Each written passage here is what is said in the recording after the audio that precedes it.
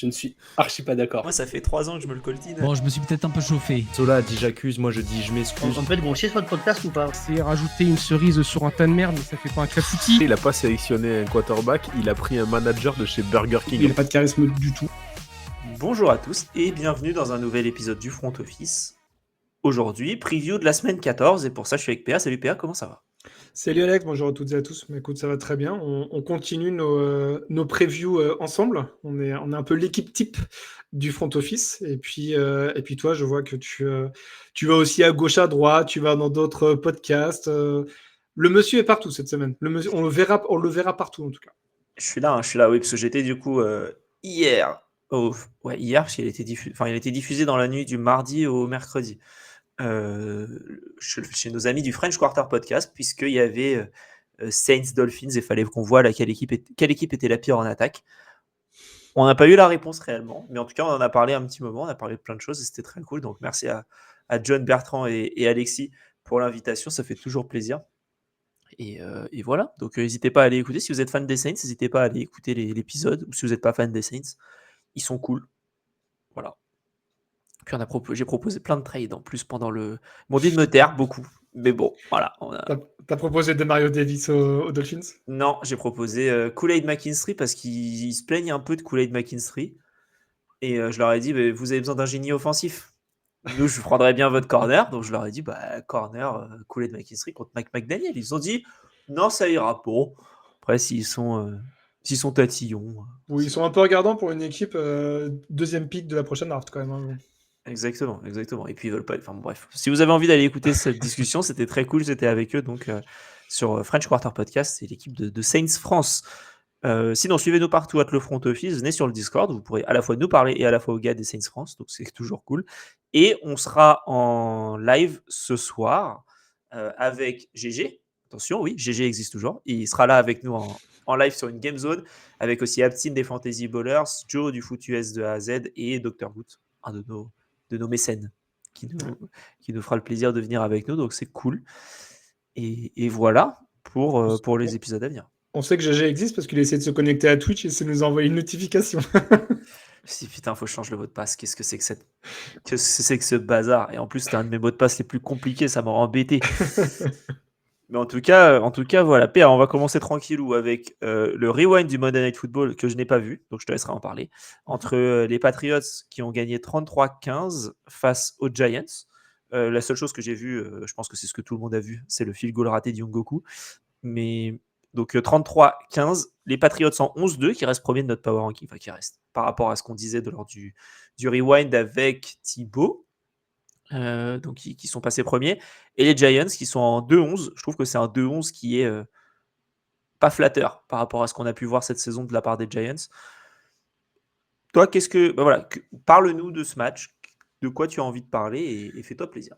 Tu disais pour le bilan des Giants, pas flatteur par rapport à leur saison, je suis d'accord sur ce match-là, par contre, ils ont été mis quand même beaucoup en difficulté. Les Patriots... Ils sont mis en difficulté sur beaucoup de matchs, mais je trouve que même les matchs où ils sont là, ils les gagnent difficilement, et ils les gagnent pas forcément tout le temps. Non, mais ils ont été dans le match très régulièrement. On va pas refaire toute la saison des Giants, mais le match contre les Broncos, ils se prennent, je sais plus combien de points, 33 points dans le dernier quart. Enfin, c'est abusé. Ils devraient être un petit peu plus haut, effectivement. Mais sur ce match-là, en tout cas, les Patriots ont eu la bonne idée de se mettre à l'abri très, très rapidement, puisqu'ils menaient 17-0 à la fin du premier quart-temps. Donc voilà, avec un retour de punt, ça aide toujours. L'attaque a mis un petit peu de temps à se mettre en route, et puis après, ça a un peu déroulé quand même sur la première mi-temps dans sa globalité. Et puis après, il y a eu une gestion de la part des Patriots sur la deuxième mi-temps pour... le match était un peu fait, ils ont voulu éviter les blessures, je pense aussi. Et puis voilà, après, ça a été un match très physique. Tu as parlé du field goal manqué de Ngoku. Il y a quelques taquets aussi qui ont été donnés par les défenseurs des Patriots, notamment Christian Ellis sur Jackson Dart, qui a eu un petit peu certaines réactions, en tout cas outre-Atlantique, je trouve, en France un petit peu moins. Outre-Atlantique, sur mon fil Twitter et Instagram, je vois que ça passer. Certains sont pour, certains sont contre. Chacun pourra se faire son idée. En tout cas, il n'y a eu aucun flag de lancer. Pour les arbitres, en tout cas, ils ont estimé que c'était légal. Viril, mais correct, comme on dit. Voilà, un Drake May qui a encore une fois surnagé dans ce match-là, niveau MVP sur ce qu'il peut proposer. 2 touchdowns, pas d'interception. Les 2 touchdowns, en plus, je trouve, moi, sont vraiment très beaux. C'est pas mal pour Cal Williams, le receveur des Patriots, qui met du coup un des touchdowns de longue distance de 33 yards. On aurait dit un Cole Madden, où tu vois que c'est de la man-to-man. Le mec est en extérieur, et tu vois en fait dès le snap. Du press. Ouais, c'est ça. Press, en man press, tu vois dès le snap qui fait la différence, et May le voit direct et il lui lance. C'était assez marrant à voir. Ça tombe dans le panier, parce que May est à un niveau, comme je l'ai dit, assez impressionnant sur cette saison. Côté Giants, ils ont trouvé quelques solutions sur le jeu de course. J'ai trouvé avec Singletary notamment, qui a une bonne moyenne de yards par portée. Ils n'ont pas trop insisté dessus. Et en même temps, c'est vrai que quand tu es mené 17-0, c'est un peu plus compliqué d'axer sur le jeu au sol.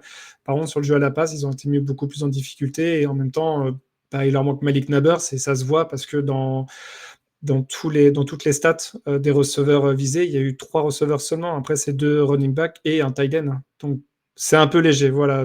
Jackson Dart essaye de faire le maximum.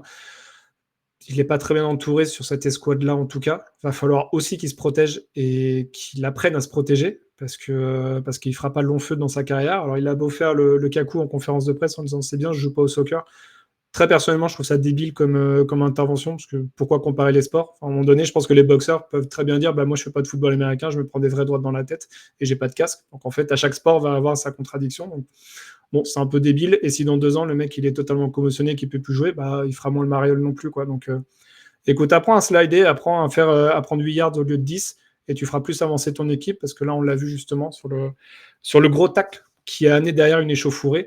Et c'est un joueur des Giants qui allait brancher le défenseur des Patriots. C'est lui qui s'est fait punir, et l'équipe s'est pris 10 yards de pénalité.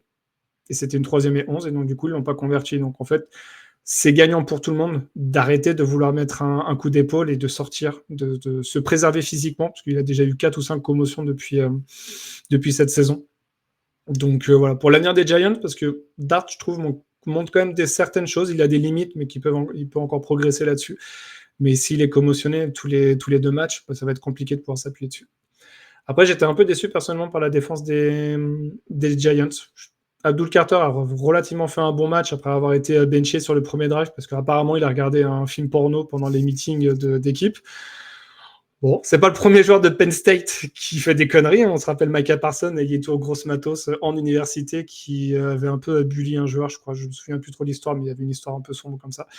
Ça reste 2 choses différentes quand même. Ça reste 2 choses complètement différentes, on est bien d'accord. Il y en a un qui est un peu plus grave que l'autre quand même. Ça donne pas la même ambiance, effectivement. Mais ouais, j'étais un peu surpris du manque de pression mise par cette défense des Giants. Alors, on sait qu'ils ont viré le defensive coordinator. Peut-être que ça va prendre aussi un petit peu de temps, mais voilà. Plutôt rassuré par cette attaque et cette équipe-là des Patriots, où moi, je voyais vraiment le match piège pour eux. Et les Giants, du coup, ils sont dans une année un peu difficile, mais je pense qu'avec le retour des blessures de l'année prochaine, il y aura du mieux. Écoute, on l'espère. Tu parlais de Drake May aussi, qui maintenant est qui jouait un rôle, qui joue à un niveau MVP. En tout cas, aujourd'hui, il est le favori pour le MVP selon les bookmakers américains. Il est passé devant Matthew Stafford, qui avait pris une longueur d'avance sur tout le monde sur les dernières semaines, mais là, Drake May est quand même exceptionnel depuis le début de la saison. Je sais pas si tu as vu, il y a une pétition qui commence à sortir pour changer la statue de Tom Brady devant le stade pour mettre Drake May à la place. D'accord. Allez. Non, c'est pas vrai. Sur ces conneries. On sait très bien que c'est Cam Newton qui va avoir une statue devant Foxborough. Bien sûr. On fait coucou à France. C'est pas un tacle du tout contre Newton. Allez, on va passer à la preview PA et jingle. Tu vois ce livre prédit l'avenir. Il contient tous les résultats de tous les événements sportifs jusqu'à la fin du siècle. Pour la preview, on va commencer avec le moment consulting et on a une question qui nous vient de Discord et évidemment, j'ai oublié de noter qui c'était. Alors, on a eu... C'est Grixi. Non, si, je crois. Je crois que c'est lui. C'est Grixi qui nous pose la question. D'une certaine manière, il nous dit à quel favori dit-on au revoir cette semaine. Donc, on a traduit ça en quelle équipe ne feront pas les playoffs. J'espère que si on dit au revoir à une équipe cette semaine, voilà, vous saurez qui c'est. Je pense que j'ai plus trop besoin de dire grand-chose, mais ils jouent contre les Texans en Sunday Night Football. Donc il y a de l'espoir. Les Chiefs sont en 6-6, ils jouent contre des Texans revigorés. Bon, après ils ont perdu une fois contre les Jaguars, ils ont gagné les Colts, donc là ils continuent leur travail en AFC Sud. Pour moi, c'est la seule à qui on peut dire vraiment au revoir cette semaine. Le reste, je pense que ça continuera de se battre. Je ne sais pas ce que tu en penses. Il y a une autre équipe, mais je pense qu'on pourra en parler plus tard. Mais je te laisse dire ce que toi t'en penses. Ouais, j'en ai noté plusieurs. Moi, en AFC, j'en ai noté 1, 2, 3, 4. J'en ai noté 7 dans l'absolu qui peuvent être en danger. Alors, qui sont en playoff pour l'instant. Alors, il y a les Mais- Dolphins, il y a les Non, Jets non, à mais- qui on pourrait dire au revoir. Je vois des dynamiques un peu différentes. Cette semaine, une équipe à qui on pourrait dire au revoir, effectivement, par rapport au bilan, ça serait les Chiefs, le plus évident en tout cas en AFC, parce qu'ils ont déjà 2 matchs de retard sur le premier qualifié, donc les Bills à l'heure actuelle, qui sont numéro 7, et ils ont 4 matchs en retard sur les Broncos en division. Donc effectivement, je pense que la division, il reste 5 matchs, si je dis pas de bêtises. Bon, ils peuvent déjà faire une croix dessus. Et c'est vrai que dans la conf, Et les ils ont l'air Broncos- mal partis. Hein. Et les Broncos jouent les Raiders en plus. Donc, voilà. Il y a une chance que les Broncos soient en 11-2. Si t'es en 6-7, c'est fini. Bah, de toute façon, c'est fini automatiquement, parce qu'il restera 4 matchs et 5 matchs d'écart. Donc, ouais, complètement d'accord. Et en l'état, effectivement, c'est eux les plus en danger. Il y a les Steelers qui peuvent être également en danger, mais en même temps, dans la division, ils sont pas du tout décrochés, bien au contraire. Ils sont à égalité en 6-6. Mais dans la dynamique, pareil, je pense que c'est une équipe qui verra pas les playoffs en fin de saison.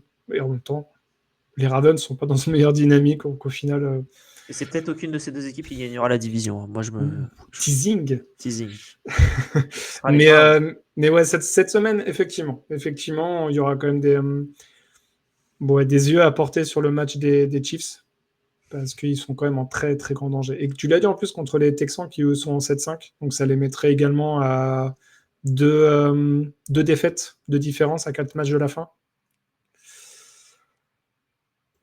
Est-ce qu'on serait sur la plus grosse surprise de la saison? Oui. Oui, clairement.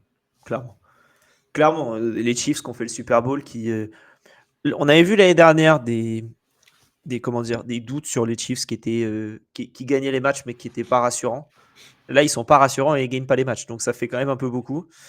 Mais je pense qu'il y a 2 autres équipes à qui on pourrait dire au revoir. En tout cas, une des 2, c'est le match de Thursday Night Football. C'est Cowboys-Lions. On pourra parler du match un peu plus en détail, mais si les Cowboys perdent, ils seront détachés des Eagles, je pense définitivement. Et les Lions, s'ils perdent pour la place via la conférence, ça risque d'être très compliqué. Parce que là, aujourd'hui, c'est du 9-4 avec les Niners qui sont en bail. Donc tu seras en 7-6 à 2 victoires. 2 victoires à ce moment-là de la saison. Compliqué. Ouais, et puis je les vois pas s'écrouler. Non, il leur reste les Titans. Il leur reste les Titans, les Bears, les Colts et les Seahawks. Oui, les Niners qui avaient le calendrier le plus simple officiellement. Bon, après, quand tu regardes ça, oui, c'est pas le plus simple du monde, mais c'est pas non plus compliqué, loin de là. Bon, voilà, en tout cas, n'hésitez pas à nous dire, vous, en commentaire, ce que vous pensez. Est-ce qu'il y a une équipe qui fera pas les playoffs, en tout cas, une équipe favorite, une équipe qui est un peu dans la course en ce moment et avec une défaite pourrait perdre? Ou alors, si vous voulez, vous pouvez aussi nous dire dans l'autre sens, est-ce qu'il y a une équipe qui pourrait rattraper la course aux playoffs cette semaine avec une victoire? On vous laisse nous dire tout ça en commentaire et on va pouvoir passer maintenant au gros projet. Parce que c'est notre projet! Et PA, pour le gros projet, on va aller regarder le match de la semaine entre les Bengals en 4-8 qui se déplacent à Buffalo pour aller affronter les Bills en 8-4. Des bilans inversés, une dynamique inversée aussi, je trouve, parce que je trouve que depuis quelques semaines, les Bengals, c'est quand même un peu mieux, alors que les Bills, ils ont gagné la semaine dernière contre les Steelers, mais c'était pas Jojo, notamment en début de match. Moi, je te pose une question, parce que ça fait un peu transition avec ce dont on discutait il y a 1 minute, c'est est-ce que les Bengals pourraient faire les playoffs? Alors, les Bengals sont en 4-8, la semaine dernière en 3-8, je pense que personne ne leur donnait l'heure sur les playoffs. Le problème, c'est qu'ils sont qu'à 2 victoires de la division aujourd'hui. Et alors, certes, il y a forcément une équipe qui sera en 7-6 à la fin de la semaine du côté de la FC Nord, mais c'est une seule équipe. Et du coup, s'ils gagnent, ils seront à 1 victoire de la 2e place et à 2 victoires de la première, sachant qu'ils doivent, je crois, encore aller jouer au moins les 2 équipes, il me semble, au moins une fois. Est-ce qu'on peut y croire pour ces Bengals? J'ai du mal à y croire. Parce qu'ils ont montré du mieux, effectivement, contre les Ravens. Maintenant, ils ont montré aussi beaucoup de difficultés à convertir en touchdown. C'est ça qui m'inquiète un petit peu. Je te donne le planning, du coup, sur la fin de la saison. Ils jouent les Bills cette semaine, qui est le match le plus dur qu'ils auront. Ensuite, ils vont jouer les Ravens. Ils vont jouer les Dolphins, les Cardinals et les Browns. On a connu plus compliqué comme fin de saison. je pense. notamment les Steelers. Enfin, oui. J'ai pas le calendrier des Steelers sous les yeux, mais ah mais si on l'avait, Attends, on en C'est parlait la semaine dernière. Ravens, Dolphins, Lions, Browns, Ravens. Ouais, voilà. Donc en fait, les Steelers ont un calendrier difficile Oui. et les Ravens vont jouer beaucoup du coup en division sur la fin de saison, puisqu'ils vont jouer les Steelers cette semaine, les Bengals évidemment, les Patriots, les Packers et les Steelers. Donc les Bengals me font penser un peu à ce qu'on voyait des Bucks la saison dernière, avec un début de saison qui était compliqué, mais pas à ce niveau-là. Hein. Les Bucks n'étaient pas à ce niveau-là, et les Falcons qui avaient très bien démarré, un peu comme les Steelers, mais personne n'y croyait réellement. Et via les jeux de calendrier, les Bucks ont remporté la division et assez facilement au final. Voilà, moi je me pose la question parce que ces Bengals, ce qu'on voit, je trouve, c'est bien mieux depuis quelques semaines. Et voilà, après, il va falloir gagner contre les Bills cette semaine. Qui eux aussi, pareil, s'ils perdent, ça risque d'être compliqué pour les playoffs aussi. Donc il y a beaucoup de choses. Enfin, pas compliqué, ils seront toujours en course, mais il faut pas perdre le train en marche là pour le coup côté Buffalo. Bah, si les Bills perdent et que les Texans gagnent contre, on a dit qui? Les Chiefs, bah, il serait à égalité. Les deux équipes seraient à égalité. Donc en fait, les Texans n'auraient même pas l'obligation d'aller chercher la div, en tout cas en l'état actuel. Donc ouais, les Bills, ils ont tout intérêt à gagner également. J'ai quand même beaucoup de mal, moi, à voir les Bengals, parce que d'une part, c'est à Buffalo. Et on sait que c'est quand même un stade où il est difficile d'aller gagner, surtout dans cette période-là. En même temps, je n'ai pas dans l'idée que Cincinnati fasse très chaud non plus durant cette période de l'année. Maintenant, il y a quand même des éléments qui sont positifs pour les Bengals. Je me suis noté quelques stats, notamment du côté des pertes de balles pour les Bills. Ils ont déjà 10 interceptions et 9 fumbles, là où ils avaient seulement 2 fumbles l'année dernière. Et les Bengals, du coup, ils sont très bons dans cet exercice. En tout cas, en termes d'interception, ils sont dans le premier tiers de la ligue. Fumble, c'est un peu plus compliqué parce qu'ils en ont recouvert que 2. Mais ils ont surtout provoqué 4 fumbles contre les Ravens et recouvert 3. Donc, ils sont dans une dynamique défensive. Tu sens que ça manque de talent. Mais ça fait des différences. Tu parlais de la météo. Donc à Buffalo, il fait évidemment froid. Hein, il fait 0. Enfin, il fera de 0 dimanche. Entre 0 et 1 degré. Alors qu'à Cincinnati, il fait bien plus chaud, il fait entre 2 et 3. Donc c'est vrai que la différence est là. Voilà. C'est le vent aussi. Hein. Le vent, on passe de 8 km/h à Cincinnati à 11 km/h à Buffalo. Je pense que ça fera la différence dans un jeu à la passe marqué. T'es en km/h ou t'es en miles par heure? Non, je suis en km/h. Par contre, je peux te donner la température en Fahrenheit. Bon. Donc il fera 33 degrés. Il fera 33 degrés Fahrenheit à Buffalo contre 38 à Cincinnati. Voilà. Température bain enfant du côté de Cincinnati. Comment tu veux que je réagisse à ça? Et de toute façon, et c'est très bien que tu en parles du vent, parce que sur les défenses contre la course, on a affaire à deux équipes qui sont deux des plus mauvaises équipes de la ligue. Alors ça se voit pas trop en nombre de yards du côté des Bills, mais par contre en nombre de yards par portée, c'est la pire ou la deuxième pire, et les Bengals c'est la troisième. Donc grosso modo, il va falloir appuyer sur les forces du côté des Bengals et des Bills qui sont aussi le jeu à la course, que Chase Brown il fait quand même une bonne saison, je trouve, du côté des Bengals. Bonne deuxième partie de saison. Ouais, bonne deuxième partie de saison. Le début était compliqué, la ligne était cata, et là il retrouve enfin des brèches. Et du côté des Bills, j'ai l'impression que le jeu aérien est tellement stéréotypé qu'il s'appuie beaucoup plus sur James Cook. Et là, depuis le dernier match, un petit peu plus aussi par le jeu de course de Josh Allen, j'ai l'impression que c'est un peu ça qui va les porter vers la victoire sur les 5 matchs qui arrivent, en fait. Donc, tu rigolais avec le vent, finalement, on va peut-être avoir un match très porté sur le jeu au sol, plus que le jeu aérien. Exactement. Vive le vent. Exactement. Quelque chose à rajouter sur ce match-là? Je trouve que c'est un match hyper passionnant, moi, pour les playoffs. Tu te fous de ma gueule? C'est vrai. Ok. Non, mais les deux équipes peuvent se relancer. Enfin, les Bills, du coup, je vais pas dire quasiment s'assurer, mais bon. Je pose la question parce que quand je t'ai proposé ce match-là, ta réponse a été, et je cite, « Et c'est moi le hipster !» Parce qu'il y a 3 autres matchs que moi je vais évoquer qui me semblaient un petit peu plus évidents. Mais du coup, il y a une justification derrière, effectivement. Ah là là, il dévoile les off. Ça a été la justification, c'est la météo, évidemment. Et la température. Mais non, match super intéressant. Et bon, malheureusement, si les Bengals venaient à perdre, je pense qu'ils pourraient faire une croix sur les playoffs. Ah oui, Même ça par avec la contre, c'est division. certain. Non, c'est certain. Même avec la div, s'ils venaient à gagner, ouais, effectivement, il serait vraiment pas mort et il serait assez embêtant à aller chercher. Mm. Exactement, exactement. Bon, en tout cas, pareil, commentaire, vous pouvez nous dire ce que vous pensez de ce match-là. Nous, on en reparlera dans le 2-minute warning, en fin d'émission. Enfin, en fin d'émission, je dis ça arrive quand même assez rapidement, mais ça arrivera du coup dans le pronostic arrivera à ce moment-là. Allez, on va pouvoir passer maintenant aux heures sup. J'ai dit travailler plus pour gagner plus. Bah oui. Bien sûr. Pourquoi? Parce que vous croyez qu'en travaillant moins, vous allez gagner plus? Et pour les heures sup, on va voir un match ou deux ou trois, un joueur ou peu importe quoi. On va aller pouvoir voir tout ça. PA, tu parlais de matchs plus intéressants que Bengals-Bills. Eh ben, dis-nous tout. Qu'est-ce que tu as envie de suivre dans cette semaine 14 de NFL? Avec d'ailleurs quelques équipes en bail. On a comment dire, on a les Panthers, on a les Niners, on a les Giants et on a les Patriots. Exactement. Et ça sera la dernière bye week de la saison. Sauf pour les équipes qualifiées qui auront aussi une bye week en semaine 18. Oui, il y a des équipes qui sont déjà en bye week jusqu'à la fin de saison. Il y en a 5. Coucou les Saints. Mais dont les Saints, effectivement. Non, moi, je me suis noté une semaine potentiellement tournant de la saison, puisqu'on a 3 belles affiches qui sont des affiches de division. La NFL aime bien garder ces confrontations-là. On a le Bears contre les Packers, qui est important pour la division, et si les Bears remportent ce match, et ils mettront une sacrée main et quelques doigts sur la div, par rapport aux Packers, que ça prendrait 2 matchs d'avance. Il y a le Colts Jaguars. On voit les situations des deux équipes qui sont quand même assez opposées. Les Jags arrivent à gagner des matchs où tu te dis, bon, comment ils ont fait? Au final, ils arrivent à les gagner, et les Colts, ils sont un peu plus dans le dur.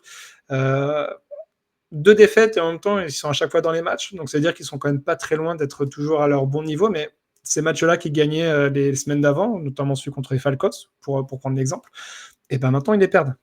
Donc, tu sens que la dynamique, elle est un petit peu inversée entre les deux, et effectivement, si les Jags remportent celle-là, j'ai peur que les Colts s'effondrent complètement sur cette fin de saison.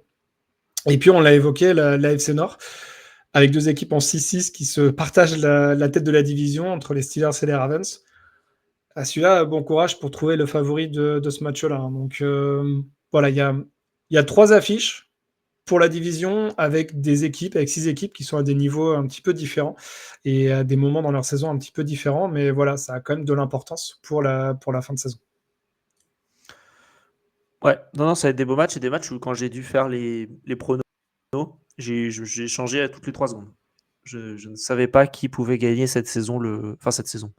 Déjà, oui, ça, j'en ai aucune idée de qui pourrait gagner cette saison, mais qui peut gagner les matchs cette semaine, aucune idée, et c'est assez dur à voir, mais ça va être des matchs intéressants, ça va être cool de pouvoir avoir des matchs où on n'a pas trop d'idées de ce qui se passe, en espérant que ce ne soit pas des matchs chiants.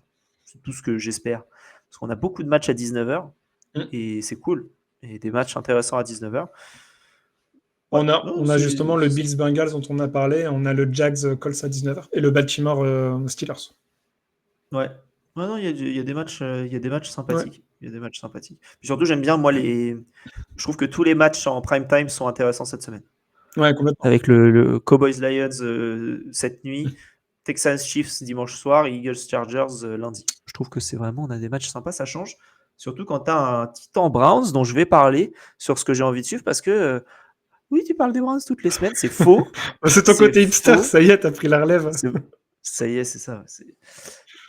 Puisque je pense que le record va tomber du nombre de sacs qui est à 22,5. Je crois que Myles Garrett est à 19. Donc il lui faut 3 sacs et demi. Enfin, il lui faut 4 sacs pour que le record de sacs de l'histoire sur une saison tombe. Ce que je trouve très bien, c'est que si c'est le cas, ça tombera en semaine 14. Et donc, il n'y aura pas de oui, mais il y a 18 semaines et du coup, il y a 17 matchs. Là, il l'aurait fait en 13 semaines. Ce que je trouverais génial pour les narratifs de questions de temps, avec évidemment, encore une fois, les matchs qui changent, le nombre de matchs qui changent. Le faire cette semaine ou la semaine prochaine ferait en sorte qu'on ne se pose pas de questions, que c'est la meilleure saison de l'histoire pour un saqueur. Voilà. Et j'ai envie de voir ça face à une attaque des Titans qui est pas de bonne. Mais par contre, là où j'ai peur que ça tombe pas, c'est que je trouve que Cam Ward ne prend pas trop de temps avec la balle. Dès qu'il a une ouverture, il balance. Et voilà, j'espère juste que ça va tomber.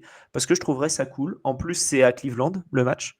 Donc il pourrait être bien célébré quand ça va faire 4. Enfin, comment dire, le public va exploser. Sauf s'il y a un copain qui va à côté de Myles Garrett et qui tacle en même temps que lui et que ça fait 22-5.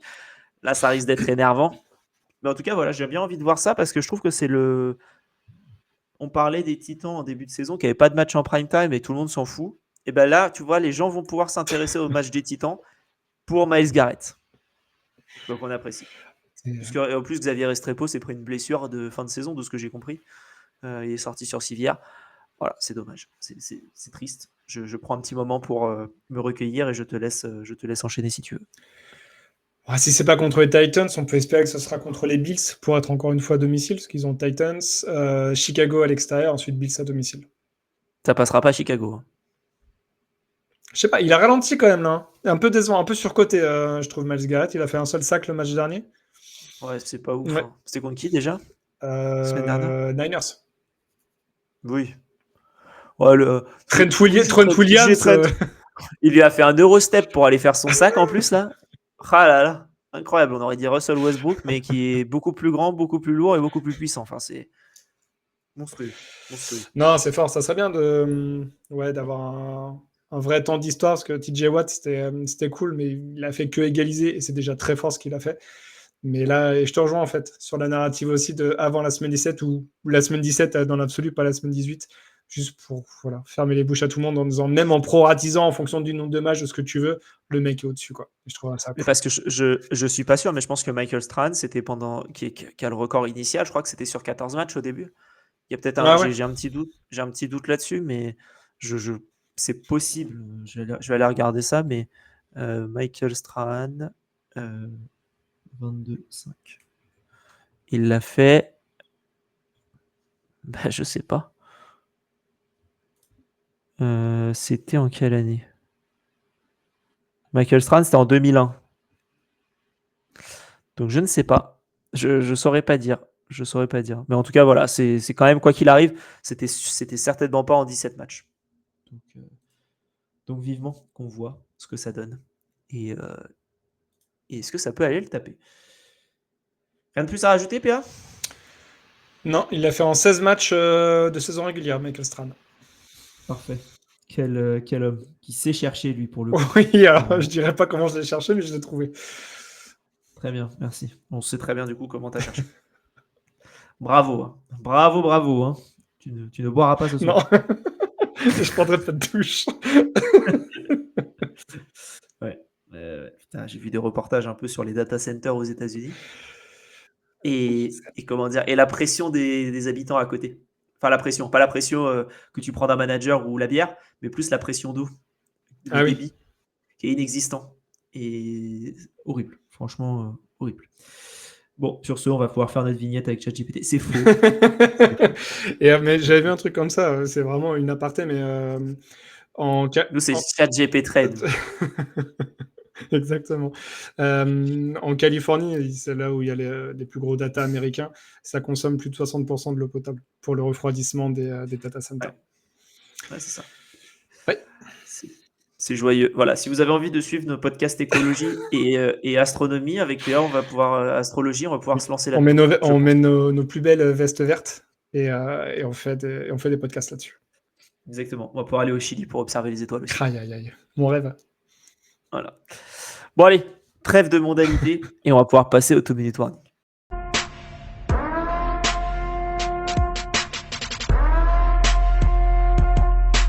Et pour le 2-minute warning, on sort notre application Sleeper, on va sur le Fantasy Ballers Pick'em à qui on fait un petit bisou et de toute manière, on va voir Aptine ce soir dans la Game Zone et on va aller parier sur tous les matchs.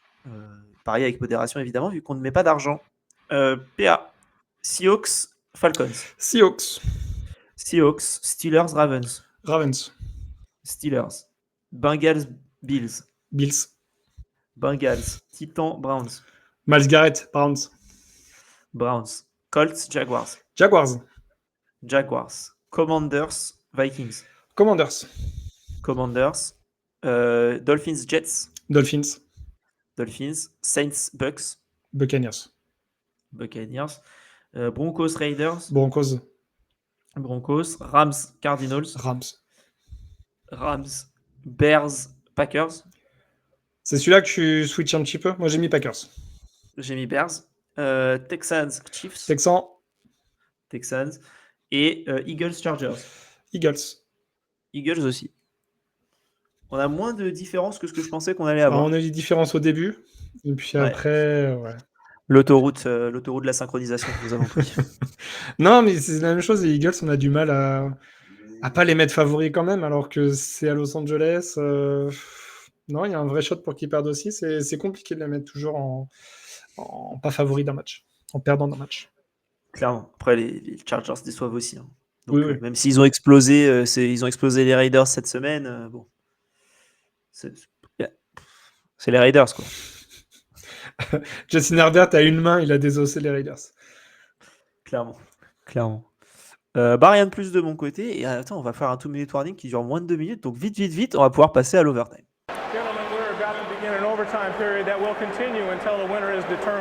Oui, mais dépêchons-nous, je n'ai que quelques heures.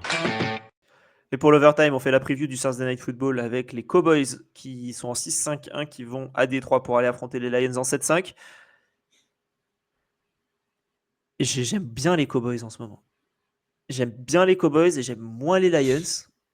Et je me dis, et si les Cowboys nous permettaient de continuer la tradition d'une équipe de NFCS qui gagne la division différente chaque année? S'ils arrivaient à le faire, ce serait beau. Ça serait fort. Ça serait fort. Qu'est-ce que tu as envie de voir, toi, sur ce match-là? Un petit peu tout, et je te rejoins sur cette équipe des Cowboys-là, qui depuis la trade deadline, donc ça fait un mois, j'ai repris aussi quelques éléments depuis 3 semaines. Ils sont à 8 sacs sur les 3 derniers matchs, et ils ont autorisé moins de 60 yards par coureur sur leurs 3 derniers matchs. Donc ils ont pris plus de 100 yards contre les Chiefs, mais avec des coureurs différents. C'était un des points faibles que Jerry Jones, notamment, avait ressorti de cette escouade-là. Pardon Jerry, j'avais pas compris ce que tu voulais mettre en place. Force est de constater que ça a l'air de fonctionner. Alors ça s'est pris quand même 28 points contre les Chiefs, malgré tout. Mais en fait, c'est tellement contrebalancé par une attaque qui, elle, turbine, mais elle est vraiment, elle, en navigation mode playoff, et puis on ne les arrête plus, que ce soit sur le jeu à la course ou le jeu à la passe. Prescott, là, il a eu un petit moment de moins bien pendant la saison, mais il revient à un niveau qui est sensationnel. On a parlé déjà de Pickens qui fait une super saison. Il y a tout qui clique parfaitement dans cette équipe au global, j'ai l'impression. Il y a quelques retours de blessures. Moi, j'ai beaucoup aimé l'apport de Marvion Overshawn, le linebacker. Et c'est peut-être lui, en fait, un peu le game changer, en fait, depuis son retour, avec l'apport en plus de la trade deadline. Et à côté de ça, les Lions, effectivement, depuis la semaine 5, c'est victoire, défaite, une semaine sur 2. Alors, comme ils ont perdu la semaine dernière, on peut peut-être se dire qu'ils vont gagner cette semaine. Enfin bon, si on commence à jouer là-dessus, ça va être compliqué, quoi. Et ouais, je suis un peu plus perplexe par ces Lions. Alors, quand ils perdent pas franchement. Ils sont toujours dans le match, alors il faut leur reconnaître. On va pas reparler du match précédent, mais il y a eu des décisions un peu douteuses du corps arbitral. Ça, on peut aussi le mettre en avant. Maintenant, ouais, je trouve que le jeu au sol, il est trop dépendant de Jahmyr Gibbs. Montgomery, il passe vraiment totalement à côté de sa saison et il est même plus du tout utilisé. C'est assez impressionnant. Les cornerbacks, entre les blessures et les mecs qui performent pas, c'est compliqué de leur côté. Le pass rush également. Terrion Arnold, le grand ami de Guilty, est sur injury reserve, je crois. Ouais, il est à out saison. Le pass rush, il a du mal aussi à aller taper le quarterback. En même temps, quand tu n'as que Aidan Hutchinson qui peut arriver à mettre la pression, effectivement, tu le double team et c'est plus compliqué. Hein, ça reste un humain.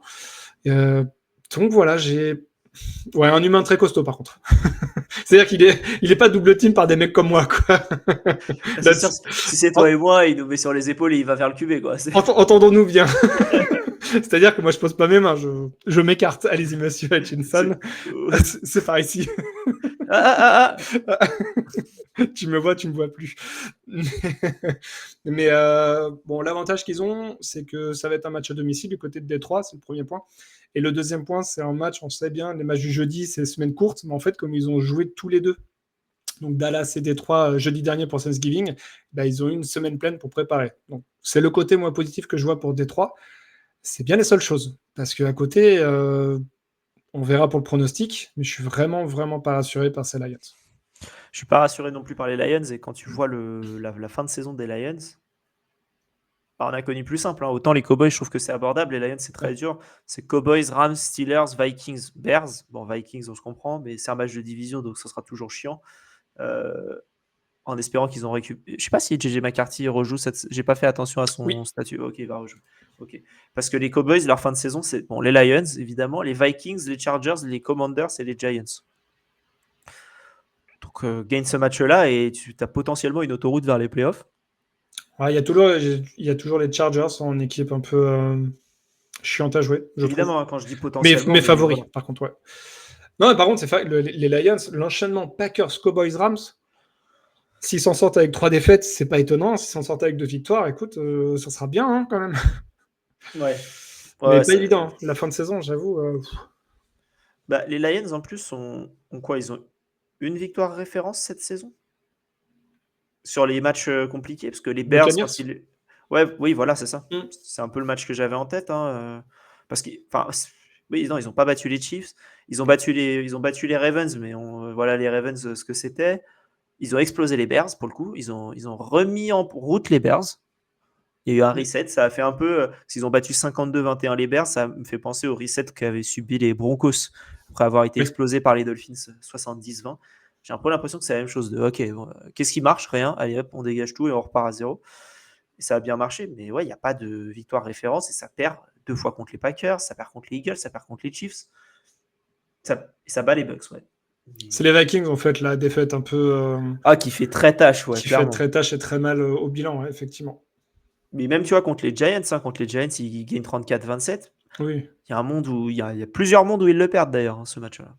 Complètement. Non, mais c'est pour ça qu'ils sont pas rassurants, même sur ce qu'on peut voir sur le terrain. Il y a des victoires où tu te dis, oh, ils sont pas passés loin du tout de le perdre. Contre les Packers, c'est pas passé. D'ailleurs, j'ai un petit mais ils enchaînent du coup 3 matchs d'affilée à domicile. Après celui contre les Giants et les Packers, c'est le 3e qu'ils vont avoir à domicile contre les Cowboys. Et ils vont finir par 2 matchs à l'extérieur. Minnesota et Chicago. Des gros déplacements en plus. Hein. Avec des conditions météo différentes de la maison. Bon, les Vikings, c'était C'est ironique. un fois, donc ça va. Bah, les Bears, par contre, Ouais, les Bears. il fait froid, quoi. Quel stade fabuleux à Chicago. Ouais. On peut repartir sur ce débat-là. Non, on ne partira pas sur ce débat-là, mais il est trop beau. Voilà, point. Ouais. Mais non, on parlait de matchs un peu coup près, notamment pour les Bengals et les Bills.